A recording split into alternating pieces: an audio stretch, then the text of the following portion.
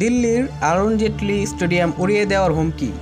আজ সকালে Delhi and district cricket association DCCA অজ্ঞাত একটি ইমেইলে এই হুমকি পায়। এই স্টেডিয়াম দিল্লি ক্যাপিটালসের ঘরের মাঠ। 11 মে এখানে গুজরাট বনাম দিল্লির ম্যাচ ছিল, কিন্তু ভারত পাকিস্তান সংঘাতের কারণে আইপিএল সাময়িকভাবে স্থগিত করা হয়েছে। ডিডিসিএ বিষয়টি সঙ্গে সঙ্গে দিল্লি পুলিশকে জানায়, যারা মাঠ পরিদর্শন করে।